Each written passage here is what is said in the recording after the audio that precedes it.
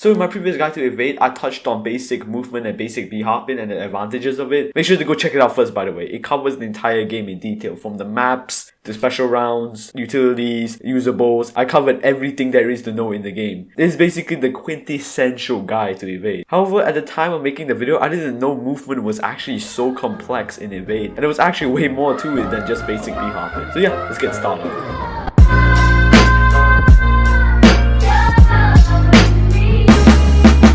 Before we get ahead of ourselves, let's explain the fundamentals of B-hopping to get you started. B-hopping or bunny hopping is a technique where the player strafes and jumps around to get extra speed in the game. This is something that originated from games like CSGO and Quake, and if you have somehow happened to be a fan of those games, you will have the basics down in no time. If you have never touched those games in your life, don't worry, I'm here to help you. It is a combination of two things. 1. Strafing, and 2. Jumping. Jumping is simple, you just have to time your jumps every time you land on the ground. This needs to be near perfect, by the way, as it is needed for you to carry your first jump's momentum onto the second one. Strafing though is another can of worms. What you have to do is to press W and A as well as turning to your left to make your left strafe, and W and D as well as turning to your right to make your right strafe. On its own, strafing is able to help you turn around corners more efficiently, and as well with nextbots known for being terrible at corners, it is a vital skill to have. You just have to time these two together to get a bunny hop. First timers in B-hopping will have trouble with it, but it's honestly all down to muscle memory. It's all muscle memory, and once you got it down, it will help you loads as able to make you faster than just regular sprinting. Crouching with C opens up a few brand new possibilities for your movement. Pressing C to crouch on its own basically just allows you to crouch. Sliding though is much more interesting. Sliding means sprinting while holding down C. It's quite bland at first, but what it allows you to do is that it allows you to kick down doors. When you're in a tight situation and there's a door in front of you, you don't just open the door and keep moving. That will slow you down. Instead, just slide and kick down the door to keep running as if nothing ever happened. In most cases, closing the door would slow down the next spot,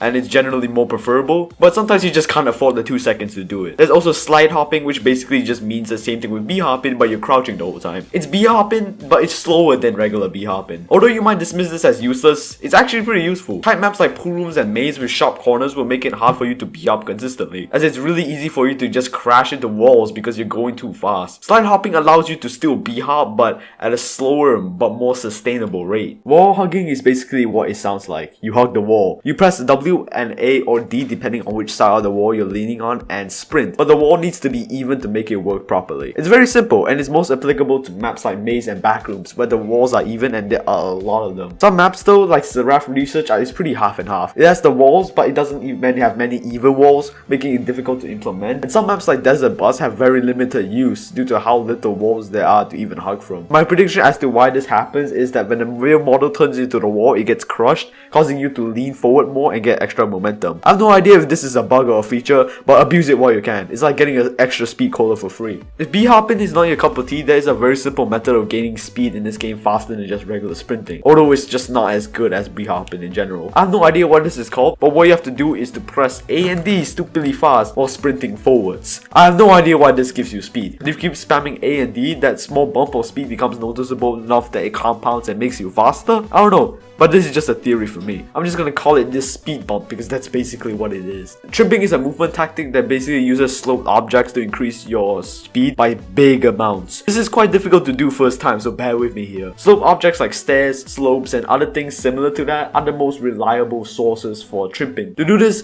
you need to get a full running start and jump on the peak of the slope. While you're in the air too, it's advised for you to air strafe the same way you air strafe on the ground, as it allows you to cover more ground. The good thing about this is that technically any object in the game can be used for trimping. Slopes are usually the ones with the highest success rates though. The timing needs to be precise, and even with all the boxes ticked, trimping is still quite luck dependent as the physics can just screw you over. Accessories and items that increase speed will help with trimping. Collars and speed pads from usables, stilts and Bloxy Boy among other things are able to increase how high you can go with trimping. If done correctly, it can allow you to get to inaccessible spots in the game, but I think these spots will become patched in the future though, so don't count on it. So, what view model is best for movement? Personally depends on what you're doing and what you're comfortable with. Wall hugging is definitely third person for me. It allows you to get a bigger view around you, and besides, wall hugging is just really easy easy to do. Speed bump or just smashing A and D is definitely third person. B-hopping is mostly known for first person. This is because pacing your jumps, in my opinion, is much harder with third than with first person, which is crucial for B-hopping. Trimping is much easier with first person as you're able to get the angle right easier and the timings as well, but if you're experienced enough, you can do third person too. Ultimately, this is just a rule of thumb and you should just use whatever you're comfortable with. Many people play in different ways and this is just how I play it. So yeah, this is the end of my movement guide. All you really need to know, honestly. Thank you guys so much for watching, and if you found this video useful, make sure to subscribe. I have tons of ideas for evade content. It will be a shame for you to miss out. Thank you all for watching and I'll see you in the next one. Peace.